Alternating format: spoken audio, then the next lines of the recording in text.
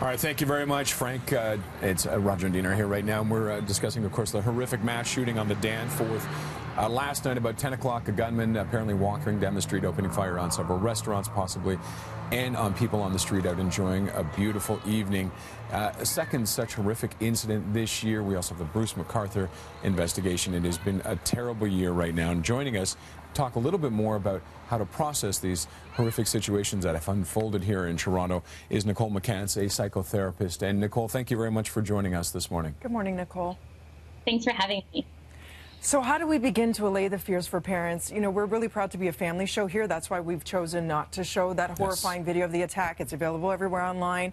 But we are very sensitive to the different demographics watching our show. We don't need to see it. But kids are exposed to it. You just said your 10-year-old son, Roger. I mean, you can't escape it on the subway or on your phones. Friends are talking about it.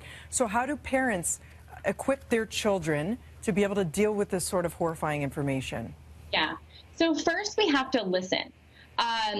We don't want to assume how they are feeling. They may not actually be scared. They may instead be angry, right? Or they may be more sad. So I would listen and normalize exactly how they feel. If they are angry, let them be angry. As parents, our energy is also contagious in the home. So if you are very on edge this morning, please use your own coping mechanisms to calm, because your kids pick up on your energy. What are sorry, please. What are some of those coping mechanisms for adults? We'll start there and kind of talk to them. Yeah. A big one is this morning, having your environment be calm by playing calm music. So it's really about, in a world where it feels out of control and I have no control, what can I control? Well, I can control playing nice music in the background, right?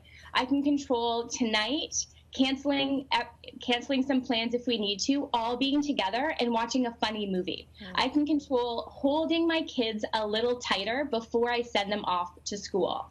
I can control letting those small things go that often bother me in the morning. I think moments like this put our lives in perspective.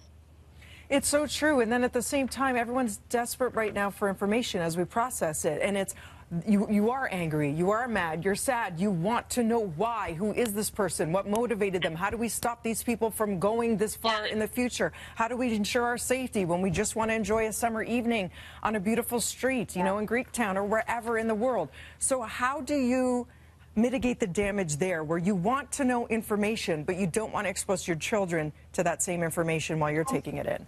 So it's a hard balance, right? Because we want to get this sense of control by being informed, and that's important. But I do tell parents to limit media, at least limit it. Check it on your phone more than blasting it from the television this morning, from your living room, only because your kids are going to see it. It may impact their day. So try to limit it. It can be a bit obsessive, just wanting to know everything. So it is good to give yourself, okay, I'm only going to check at lunchtime, and the rest of the time I'm going to focus on my life and the things that I'm grateful for. One thing I want to mention as well is people want to stay home because they feel safe there. And that is actually the worst thing you can do, is do not avoid those places that you love. Like, go to Taste on the Danforth. Go out this weekend with your kids, right? And remind them of all the amazing times you've had on the Danforth. Get them talking about it.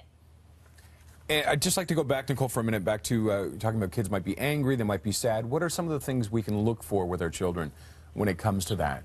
What kind of signs might they be exhibiting? Yeah, it's not always outward anger. It's not always obvious. Also with young kids, they don't always have the verbal capacity to tell you that they are scared.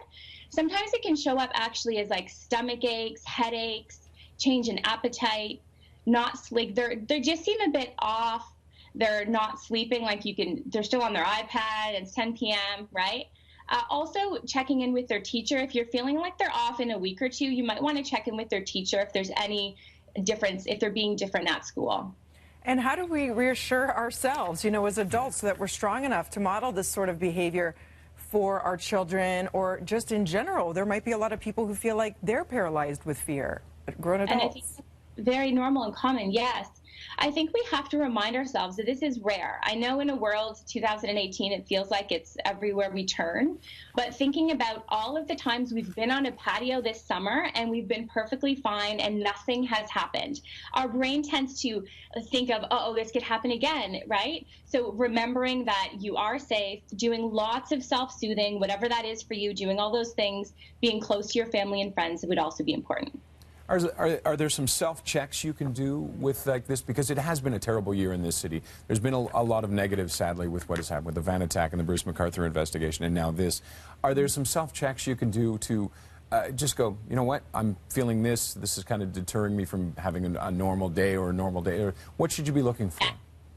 Funny enough, we don't always notice when we're nervous maybe, but we will notice when we're yelling at our kids more, when we're irritable. So checking in if you're noticing that you're more irritable, paying attention to your sleep patterns. It will be normal for you to not sleep tonight. If you're a little off, that is normal. If it lasts more than a few days, it would be important to mention it to your doctor. It does not hurt just to chat with a professional or even with a friend. Just letting it out, do not hold it in. So important to talk and to come together as a family and be there as a network. Thank you so much. Yeah, my pleasure. Thanks very much, Nicole. We will have more coverage of the horrific shootings on the Danforth coming up after the